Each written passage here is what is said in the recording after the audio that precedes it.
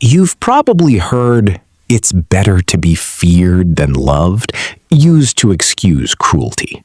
That's a shallow read of Machiavelli, and it misses what's actually useful in his writing. Machiavelli never wrote about guilt tripping. That's a modern term. But his real advice in The Prince and elsewhere is built almost entirely around one theme that applies directly here: not letting your judgment be captured by other people's performances, appeals, or emotional pressure. Four real Machiavelli ideas applied honestly, not the cartoon version. Four genuine concepts from Machiavelli's actual writing, and one honest caveat, because taken too far, this exact mindset has a real clinical name today, and it isn't a compliment. Virtù Over Fortuna. Machiavelli's central concept of virtue, skill, self-command, and the capacity for decisive, clear-headed action stands in direct contrast to fortuna, the unpredictable pressure of circumstance and other people's demands. A ruler governed by virtue doesn't let external pressure dictate the response. He assesses the situation on its own terms and acts from calculated judgment, not from whatever emotional current is currently pushing on him. Applied here, a guilt-inducing appeal is, functionally, fortuna, external pressure demanding an immediate emotional reaction.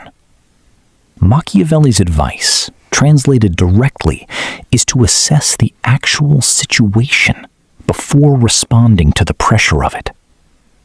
The tell?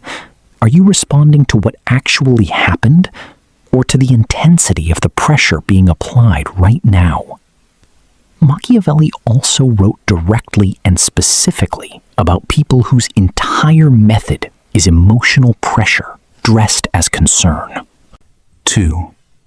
On flatterers. In a well-known chapter of The Prince, Machiavelli warns rulers specifically about flatterers, people who tell you what serves their interest rather than the truth, and advises deliberately keeping people close who will speak honestly, precisely because flattery and manufactured appeals are effective at bypassing judgment. His advice isn't paranoia toward everyone. It's a specific caution about a specific kind of speech, appeals designed to produce a reaction rather than convey accurate information. A guilt trip fits this category exactly. Its function isn't to inform you accurately about what happened. It's to produce compliance through emotional pressure. Machiavelli's advice to rulers doubles as advice here. The content of the appeal matters more than the intensity of the delivery. The tell? Strip the emotional delivery away entirely. Does the remaining claim still hold up as accurate information? Or was the delivery doing all the actual work?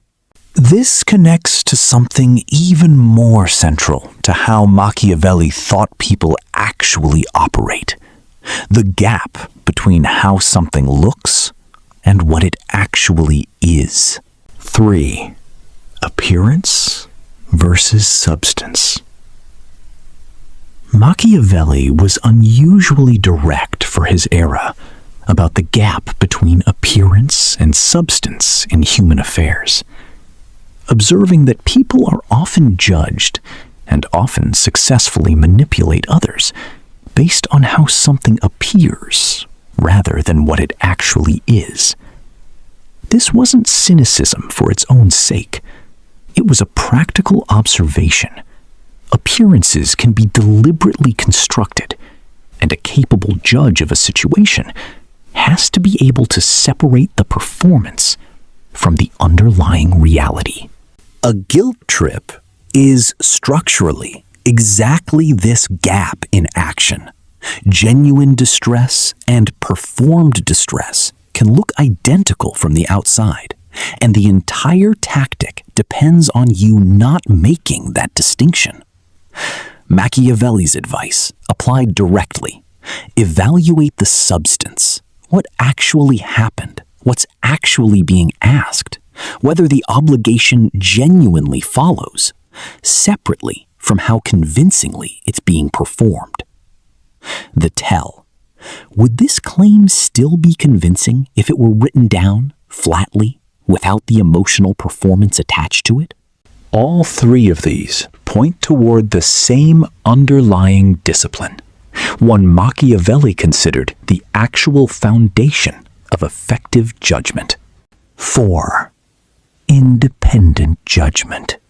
Throughout Machiavelli's work, effective rulers are consistently the ones who form their own assessment of a situation and act on it, rather than being steered by whoever is applying the most pressure in the moment, whether that's nobles, the public, or a flatterer close at hand. This isn't about ignoring other people's input. It's about the judgment itself remaining yours, formed from the actual facts, rather than outsourced to whoever pushes hardest.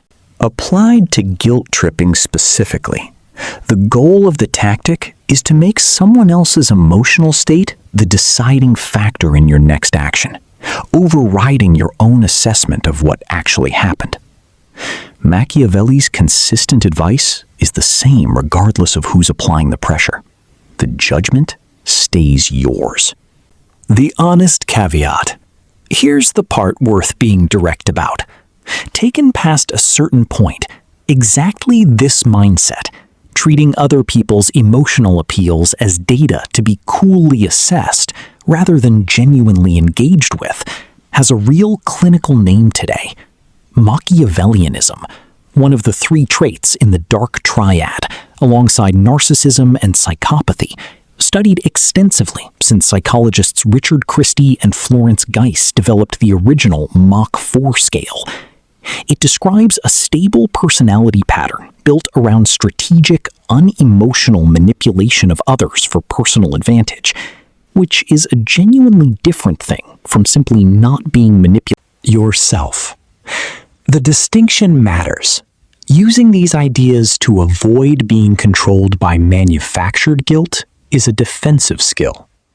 Using the same coldness offensively to manipulate other people's genuine emotions for your own advantage is the actual trait that bears Machiavelli's name in modern psychology, and it's not something this video is recommending. Virtue Over Fortuna. Wariness of flatterers. Separating appearance from substance and keeping the judgment yours. 4 real ideas from Machiavelli's actual writing, applied honestly to a modern problem he never named. The line between using this well and becoming the thing his name now describes in psychology is thinner than most people assume, which is exactly why it's worth being deliberate about which side of it you're actually on. If you want the deeper dive, what Machiavellianism as a clinical trait actually looks like and how it differs from healthy self-command, let me know in the comments.